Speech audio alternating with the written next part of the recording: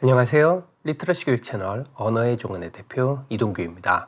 자, 올해 들어 처음으로 업로드하는 책 소개 영상입니다.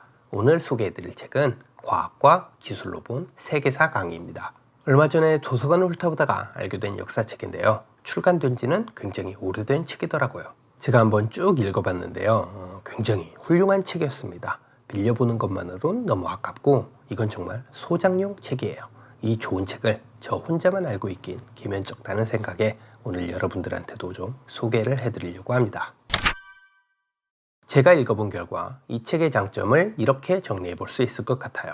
첫 번째는 세계사를 완전히 새로운 프레임에 입각해서 다시 정리해 보고 싶으신 분들, 이런 분들한테 추천해 드리고 싶습니다. 우린 세계사를 너무 사건, 사고 위주로 배우죠. 전쟁이라든가 왕조가 어떻게 바뀌었다든가 특정 지역에서 어떤 민족이나 국가가 그 뿌리였는지, 이렇게 전쟁, 왕조, 민족, 국가 같은 프레임으로 주로 학교에서 세계사를 배웁니다. 그런데 이 책은 프레임이 다릅니다. 기술 그리고 과학의 프레임이에요. 이 책은 철저히 기술과 과학이라는 틀 속에서 세계사의 진행 과정을 다뤄요. 이 책을 보면서 문득 머리를 쿵 하고 한 방 맞은 느낌이었어요. 생각해보면 역사의 원동력으로 과학, 기술만큼 중요한 게 있을까요? 우리가 흔히 문명이라고 하는 것들은 거의 대부분이 과학, 기술의 소산이죠. 과학과 기술력이 없이는 문명화를 이루는 것이 절대적으로 불가능합니다. 그리고 문명화를 이룩한 나라일수록 부강해질 수가 있죠. 아주 간단한 예로서 어떤 공동체나 한 나라의 군사력과 전투력, 이것도 과학기술이 뒷받침될 때 그 위력을 발휘할 수 있습니다. 결국 파괴력 있는 무기, 전쟁 도구 등을 만들어내려면 최소 기술력이 필요하고, 이 기술력을 근본적으로 검토할 수 있는 과학탐구 능력도 필요하니까요. 그런데 우리는 생각보다 과학과 기술력 측면에서 이 세계사 전체를 조명하려던 일을 게을리했던 게 아닌가 싶어요. 이 책은 그렇게 우리가 놓쳤던 과학과 기술의 문명사를 일깨워줍니다. 수렵, 채집 시대를 살던 사람들의 원시적인 과학기술적 사고관이 어떠했고, 이것이 농경시대에 접어들면서 어떻게 중앙집권적 제도에 맞게 변모했는지, 또 고대 메소포타미아 문명의 종교 친화적인 과학기술적 패러다임이 고대 그리스인들의 그것과는 어떻게 질적으로 완전히 다른 것이었는지, 로마는 그리스와 정반대로 순수하게 과학적으로 사유하는 문화가 전혀 없었음에도 불구하고 어떻게 세계를 지배하는 제국이 될 수 있었는지, 로마 멸망 후 이슬람 문화는 어떻게 독자적인 과학기술 문명을 만들었고 어떻게 중세 유럽에 영향을 줬는지, 또 이와 동시대의 중국은 당대 최고의 기술력을 자랑했음에도 불구하고 왜 중세 서유럽과는 점차 다른 행보를 보일 수밖에 없었는지, 유럽 전체를 뒤흔든 근대의 과학혁명을 이해하기 위해 우리가 왜 뉴턴이라는 전무후무한 천재 한 명을 오롯이 이해할 필요가 있는지, 19세기 이후 현대 국가들은 과학기술을 왜, 어떻게 장려하고 어떤 방식으로 21세기가 된 지금까지 서로 간에 보이지 않는 전쟁을 치르고 있는지 아주 상세히 설명해 줍니다. 제가 만약 공교육의 역사 선생님이었다면 이 책을 학교 필독서로 지정하고 싶을 정도예요. 애들한테 무조건 읽게 하고 독후감 과제로서 리뷰 에세이를 제출하게 하는 건 필수죠. 자, 이 책의 두 번째 장점입니다. 어쩌면 이게 더 중요한 얘기일 수 있겠는데요. 이 책은 인류 전체의 역사를 놓고 봤을 때 과학과 기술은 사실상 별개의 영역이었고, 더 정확히 말하자면 사실 인류 역사 대부분의 발전은 과학이 아니라 기술이 이룩한 것이었다고 말합니다. 어떻게 생각해보면 꽤 충격적인 결론이죠. 특히 지금 우리 현대인들이 듣기엔 확실히 역설적이고 약간 모순된 말처럼 들립니다. 우리는 흔히 과학, 기술, 이렇게 과학과 기술이란 용어를 한데 합쳐서 이해하잖아요. 마치 합성어처럼 과학, 기술이란 말을 한 몸으로 뭉뚱그려 사용하죠. 그런데 이 책의 저자는 그게 틀린 관념이라는 거예요. 과학과 기술은 엄밀히 따져보면 한 번도 한 몸이었던 적이 없었다는 겁니다. 이 책에 나온 예를 몇 가지 들어보죠. 예를 들어 속칭 대항해 시대 때 유럽 각국은 위도, 경도를 정확히 측정하는 법을 알기 위해 엄청나게 노력을 했답니다. 위도, 경도를 정확히 측정해야 좀 더 효율적이고 안전한 항해를 할 수 있을 거고, 그래야 바다 멀리까지 있는 나라와 교역을 하거나 그 지역을 식민지화하기가 쉽기 때문이죠. 그래서 유럽 각국의 왕들은 천문학적인 현상금을 제시했습니다. 위도, 경도를 과학적으로 정확히 측정하는 법을 제시한 사람에게 상금을 주겠다는 거죠. 당대에 네로라 하는 천문학자들, 과학자들, 학자들이 죄다 달려들었습니다. 과연 누가 1등을 했을까요?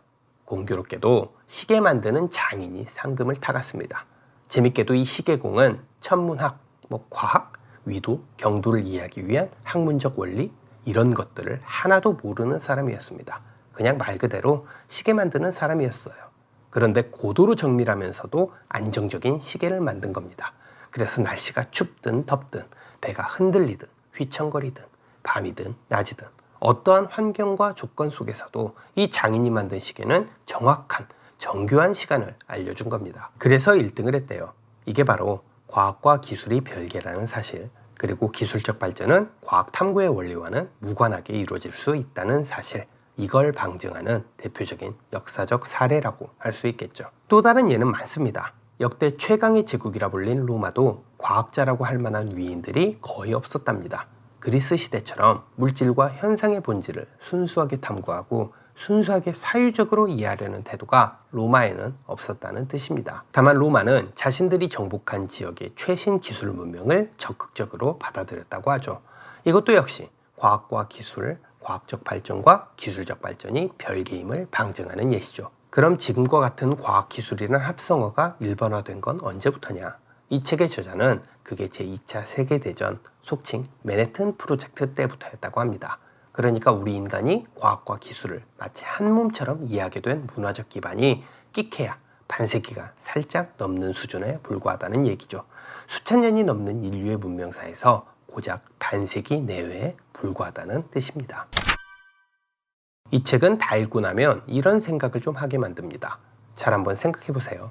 과학과 기술, 이 두 영역 중에서 굳이 선후관계 혹은 주종관계를 말해보라고 누가 묻는다면 우리는 상식적으로 어떤 생각이 퍼뜩 드나요? 사람마다 약간 다를지는 몰라도 대개는 과학이 선, 주이고 기술이 후, 종이라고 말하는 분들이 많을 겁니다. 우리는 기본적으로 과학이 본질적인 이론, 원리를 마련해주고 기술은 그 과학이 마련해 놓은 본질, 이론, 원리의 틀 안에서 구현된다는 스테레오타입이 있는 셈이죠. 하지만 이 책은 그게 고정관념이고 편견일 수 있다는 걸 지적해 줍니다. 실제로 우리가 현대의 과학이라고 부르는 특징들, 그러니까 가설을 설정하고 자료를 수집하고 실험을 통해 검증하고 최종적으로 결론을 도출하는 식의 규칙을 따르는 이 일련의 사고행위는 인류의 세계사에서 그 모습을 드러낸 적이 거의 없었다고 합니다. 기껏해야 근대의 과학혁명 시대 이후부터였다는 거죠. 그리고 지금 우리가 순수과학, 자연과학이라고 칭하는 형태의 사고행위들, 그러니까 예를 들어 우주는 어떤 모습이고 어떤 원리로 움직이는지, 세계를 이루는 근본 물질은 뭔지, 근본 물질은 어떻게 생겼고 그것이 작동하는 핵심 메커니즘은 뭔지, 이런 것들을 고민하던 문화는 과학혁명 이전까진 세계 어느 지역에도 없었다는 의미죠. 예외적으로 유일했던 시절이 있었죠. 바로 그리스 시대입니다. 그래서 이 책의 저자들도 그리스 시대가 무척이나 특이하고도 특별한 시대라고 말합니다. 단순한 인문 철학이 아니라 자연 철학까지 아우를 만큼 사유 능력을 극한까지 확장한 시대. 기능성, 실용성, 활용성이 없음에도 불구하고 세상 만물에 대한 궁금증을 이론적으로 풀려고 했던 시대. 이러한 그리스 시대 이후엔 전부 인종, 지역, 문화를 막론하고 과학과 기술의 접점이 거의 없었다는 겁니다. 오히려 기능성, 실용성을 갖춘 기술이 상대적으로 아카데믹한 과학보다 더 우선시 됐다는 거예요. 물론 이 책의 저자들도 어느 정도 둘 간의 교집합이 있다는 건 인정합니다. 일부 시대나 지역에서는 이 둘을 구분짓기가 무척 모호한 경우도 있다고 말하고요. 그리고 그 교집합이 점차 20세기에서 21세기로 갈수록 넓어지고 있다는 것 역시 분명히 밝힙니다. 그러나 우리는 인류의 세계사를 되돌아봤을 때 이러한 의구심을 가질 필요는 있다고 제언합니다. 첫째는 과학과 기술은 각자 서로 간의 여집합일 수도 있다는 점. 둘째는 과학적 발명이 항상 기술적 발명을 보장해주지는 않는다는 점. 세 번째로 어떨 땐 의외로 기술적 발전이 과학적 탐구를 견인해주는 경우도 있다는 점. 바로 이러한 생각거리들입니다. 여러분들 생각은 어떠신가요? 마지막으로 제 채널 강의 영상에서 늘 그랬듯이 오늘 강연 내용과 관련한 테스트용 문제, 글쓰기, 스피치 발제문을 드리겠습니다. 제가 직접 쓴 예시 답안이 필요하시다거나 본인이 직접 쓴 답안을 첨삭받고 싶으시다면 영상 아래쪽 설명란에 적힌 안내사항과 링크를 참조해 주시면 됩니다. 제가 자주 영상에서 말씀드리는 것처럼 유튜브 강의를 보고 듣는 걸로만 끝내는 것보다 직접 글로 쓰고 말로 표현하는 것만큼 머리가 좋아지는 공부법도 없습니다. 부디 여러분들의 그 좋은 머리 썩히지 마시고 꼭 한번 풀어보세요. 그럼 오늘 영상은 여기에서 마치겠습니다. 지금까지 시청해주신 점 감사합니다. 오늘도 여러분들 모두 지적인 하루 보내시길 바랍니다.